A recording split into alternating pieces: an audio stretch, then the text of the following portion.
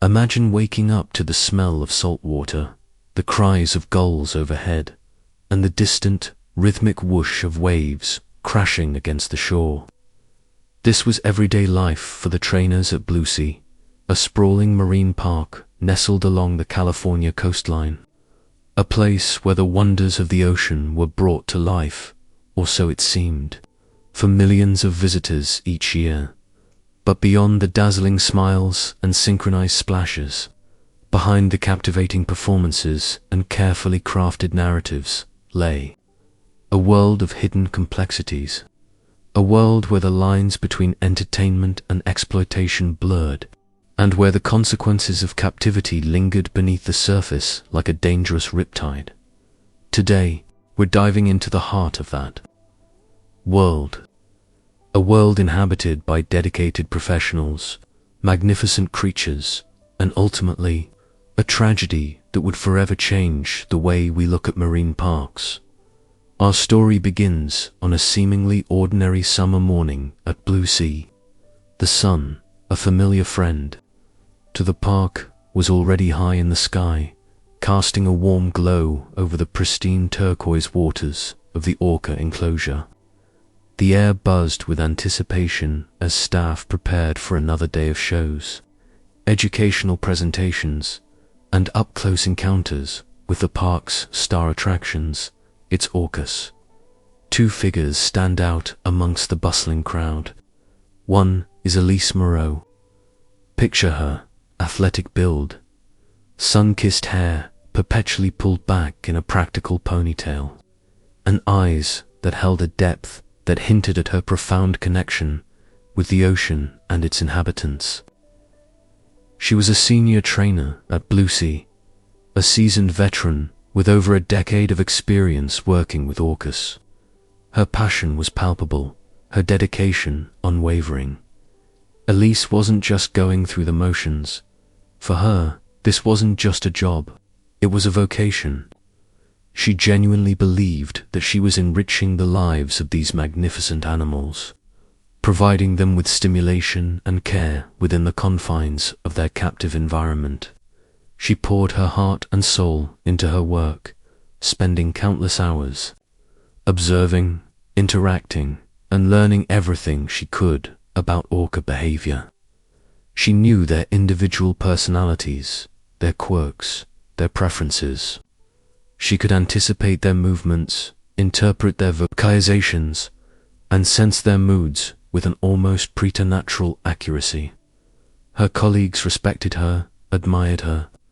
The newer trainers looked up to her as a mentor, a guiding light in the often turbulent waters of the marine park industry.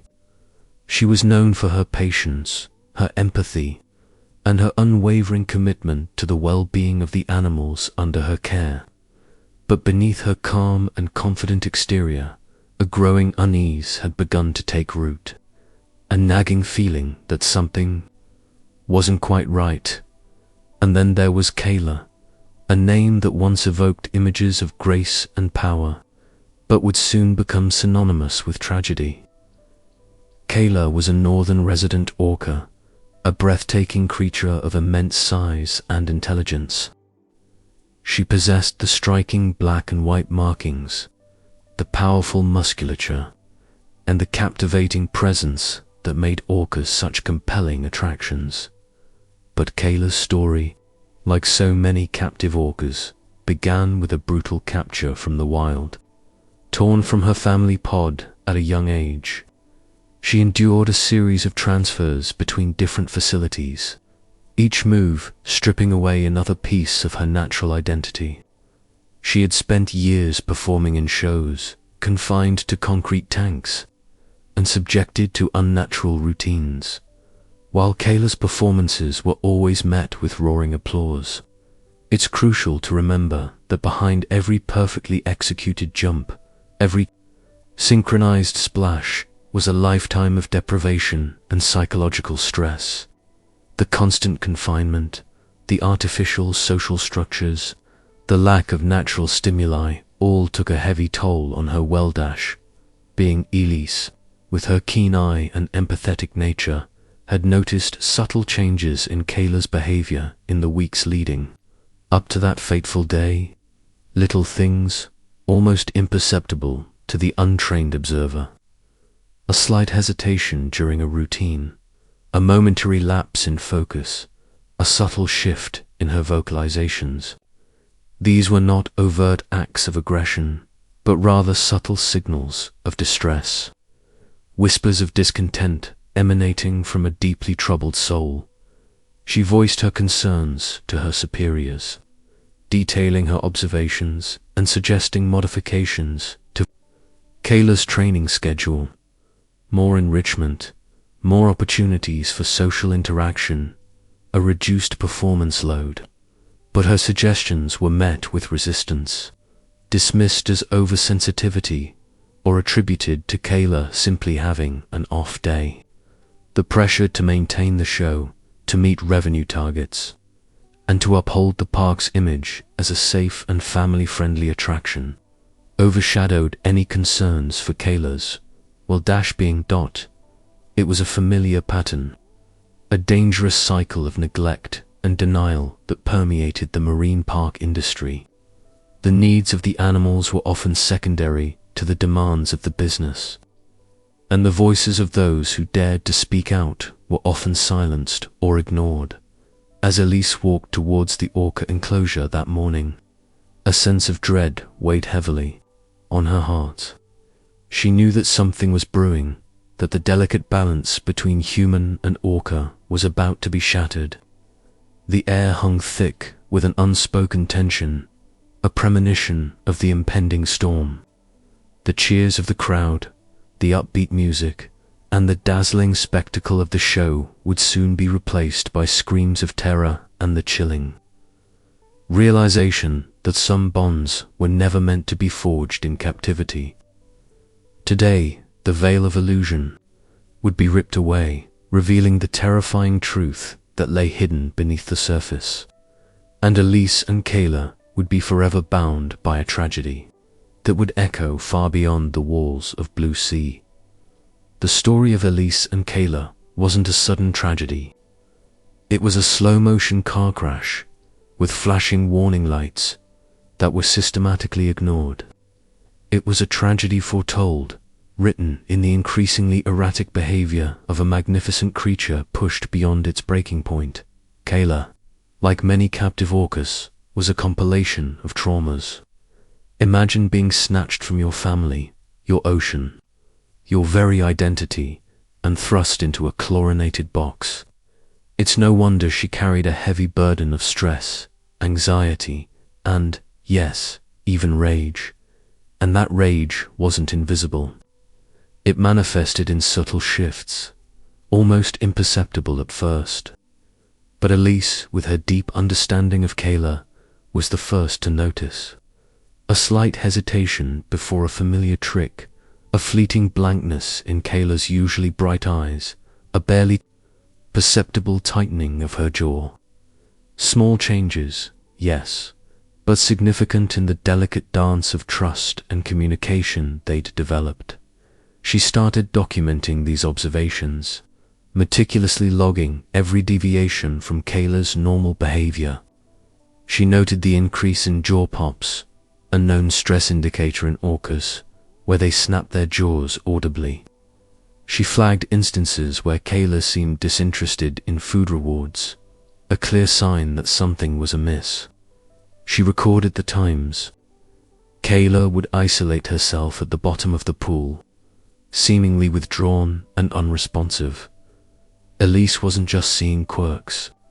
She was reading a distress signal, a cry for help written in the language of an animal confined and suffering, and she didn't stay silent.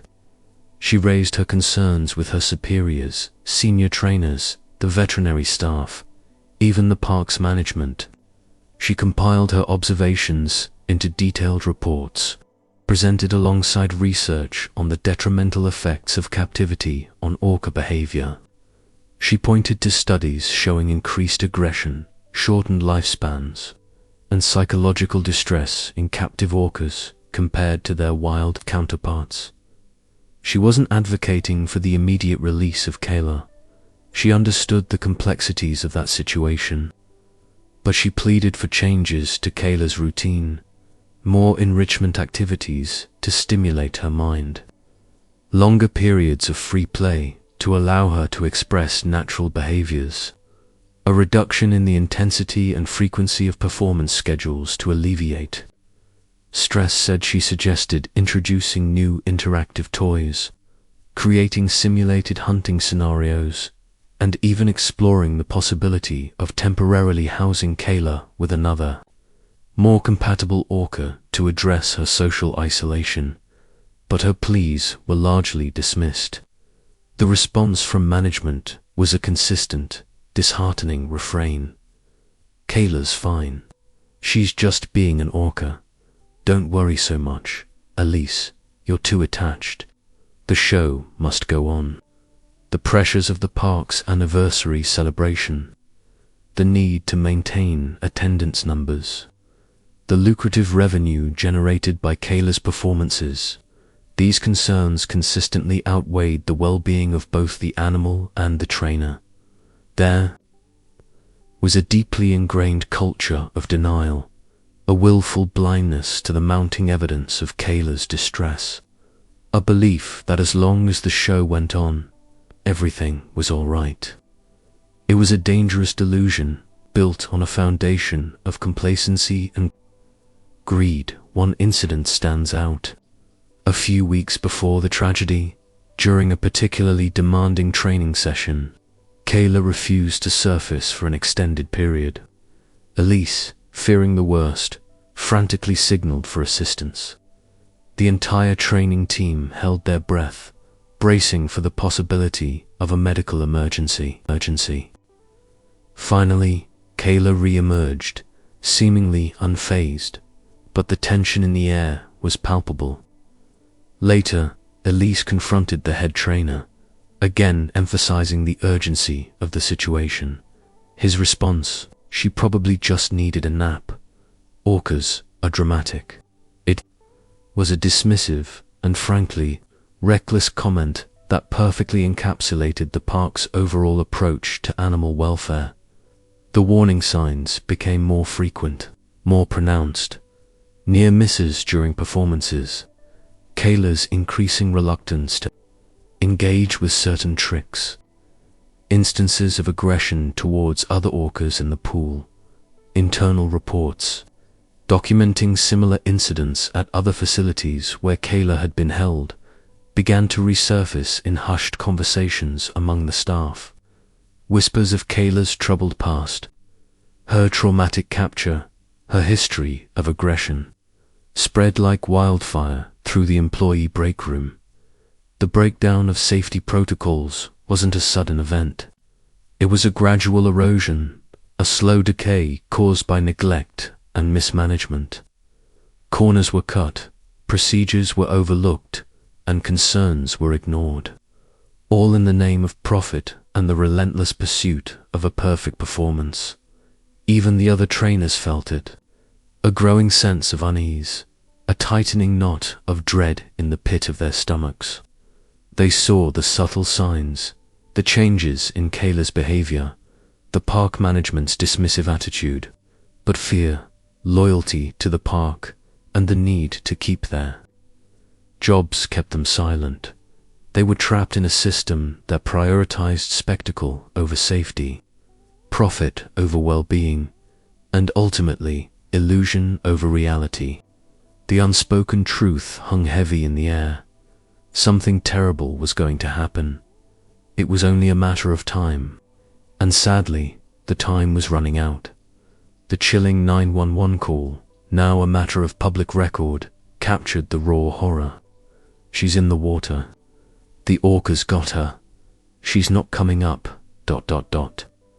But those frantic words only hint at the sheer brutality of what unfolded.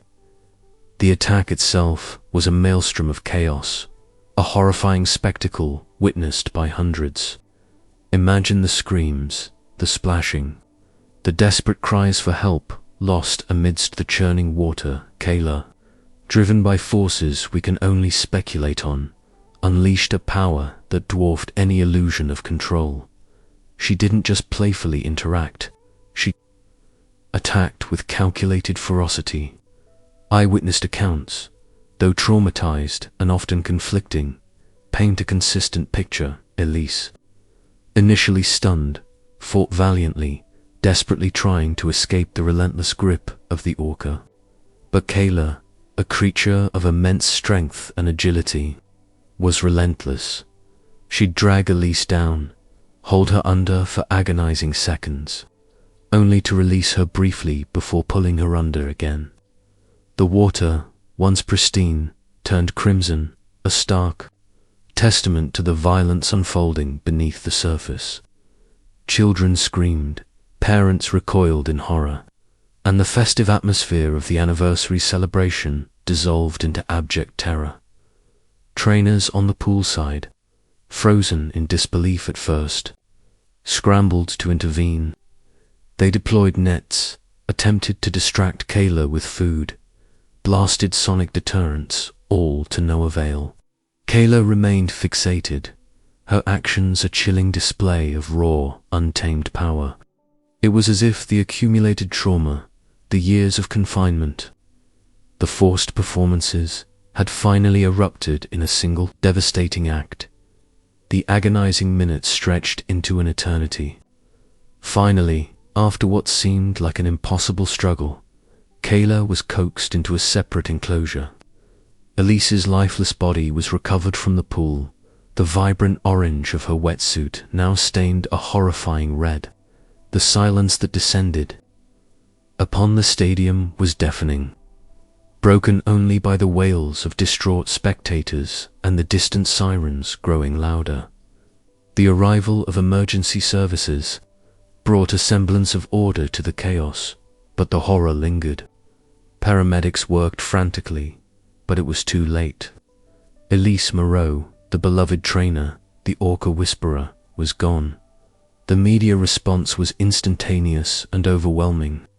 News trucks descended upon Santa Cruz, transforming the once peaceful town into a battleground of reporters, cameras, and microphones. The story was everywhere: television, radio, newspapers, and, of course, the burgeoning world of online news and social media.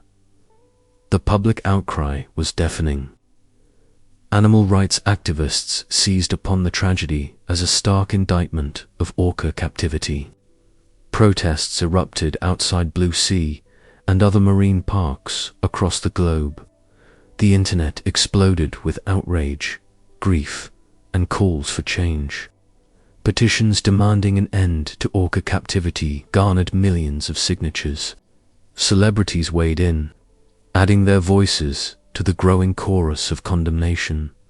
The carefully constructed image of BlueSea as a family-friendly entertainment venue crumbled under the weight of public scrutiny.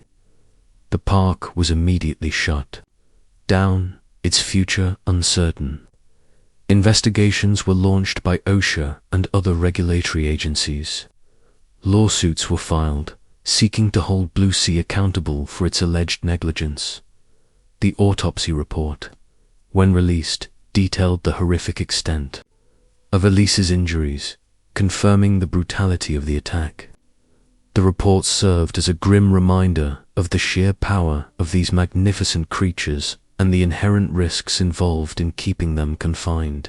Kayla, the orca at the center of the tragedy, became a pariah, a symbol of the dark side of orca captivity. Some called for her euthanasia, arguing that she was a danger to humans. Others saw her as a victim, a creature driven to desperation by years of confinement and mistreatment. She was isolated, removed from the performance pool, and confined to a smaller enclosure, a solitary figure in a concrete prison. The debate over orca captivity intensified. The scientific community weighed in, highlighting the intelligence, social complexity, and physical needs of these animals.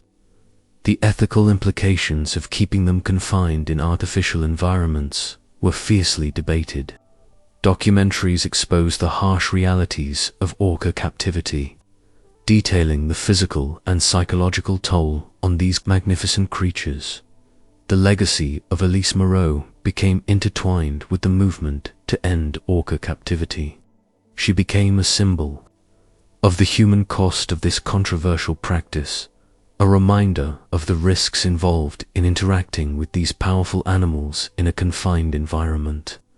Her death sparked a renewed commitment to protecting orcas and advocating for their freedom. The events at BlueSea also cast a long shadow on the lives of those who worked there. Trainers, many of whom had dedicated their lives to the care of marine mammals, were left traumatized, grappling with guilt, grief, and disillusionment. The attack forced them to confront the ethical complexities of their profession and question the very nature of their relationships with these animals. BlueSea never reopened. The once thriving marine park became a haunting reminder of the tragedy that unfolded within its walls. The empty pools, the silent stadiums, served as a stark testament to the dangers of prioritizing entertainment over animal welfare. The story of Elise and Kayla became a cautionary tale, a tragic reminder of the consequences of ignoring the warning signs and prioritizing profit over the well-being of both humans and animals. The ripple effects of that fateful day continue to be felt, shaping the debate over orca captivity and challenging our understanding of the relationship between humans and the natural world.